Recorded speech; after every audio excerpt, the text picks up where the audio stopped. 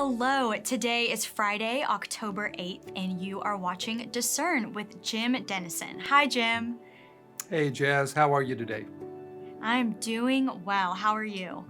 I'm good, thanks very much. Well, we're just going to jump right into our topic today, and that is Facebook. And so, if you haven't heard, Facebook was down on Tuesday. And so, this is from the New York Times. On Tuesday, Facebook apps, which include Facebook, Instagram, WhatsApp, Messenger, and Oculus, began displaying error messages around 11:40 a.m. Eastern Time, users reported. Within minutes, Facebook had disappeared from the internet. The outage lasted over 5 hours before some apps slowly flickered back to life, though the company cautioned the services would take time to stabilize. In some countries, Facebook is synonymous with the internet. More than 3.5 billion people around the world use Facebook, Instagram, Messenger, and WhatsApp to communicate with friends and family, distribute political messaging, and expand their businesses through advertising and outreach. So, Jim, I was very aware that Facebook and Instagram were down on Tuesday, and several of my friends and I were texting back and forth. Like, one of my roommates thought our Wi-Fi was out because it wasn't working. So I know for sure that people were kind of frantic. We're like, what's going on? So I'm just curious, what do you think this outage and the reaction to it says about us as a society and our reliance on social media? Yeah, sure. It's a great question, very relevant question. I really think there probably are four answers to the question. Mm-hmm. Let's start with the most positive and then kind of move maybe towards some of the more negative. On the most positive, and you said this out of the Times article, these sorts of apps, this kind of technology is crucial for much of the world and how it communicates. I write a daily article that we distribute to about 340,000 subscribers, one of whom is a pastor in Cuba who translates it into Spanish and then distributes it on Facebook all over Cuba. He can get it through Facebook to people that we couldn't have as a subscriber, as has to do with the Cuban government and the media restrictions and all that sort of thing.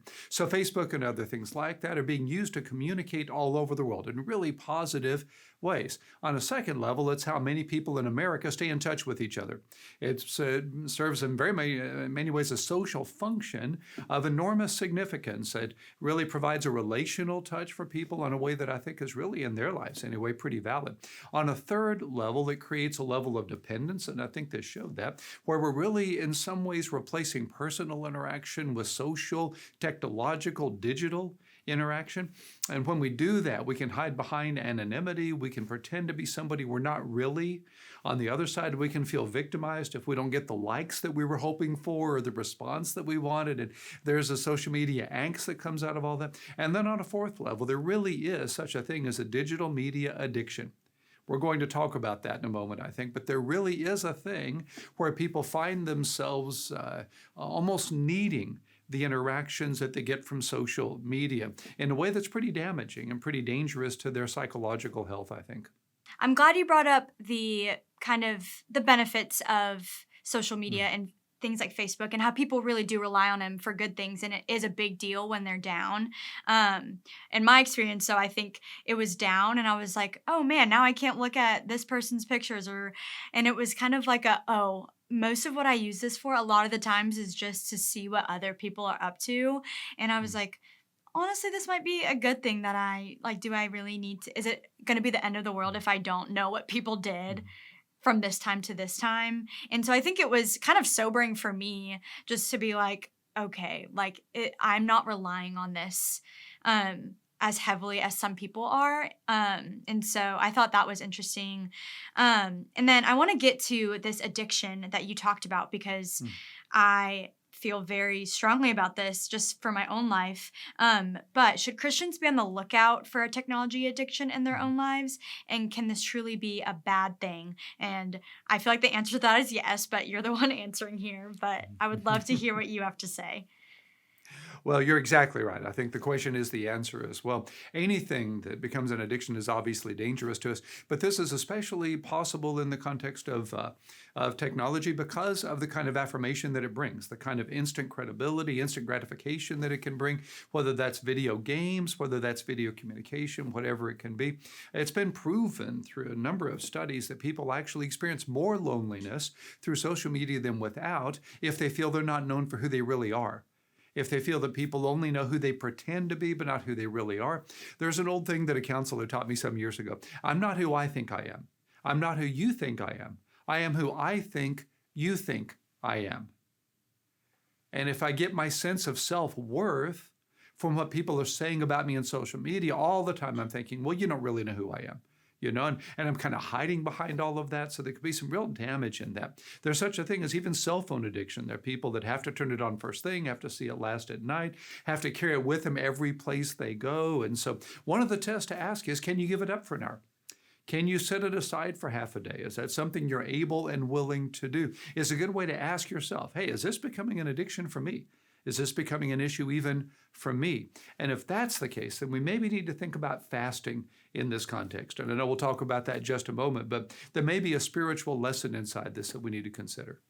Yes, I 100% agree. I know I can speak for myself, but I have to set boundaries, and there have been times for sure that and honestly, most of the time, if we're being honest, I tend to have an unhealthy relationship with it. And there's just something interesting about what it does to your brain. You said something about like when people are liking your post or responding, and you're getting all this like affirmation, and it seems immediate, and like your brain like likes it whenever you post something.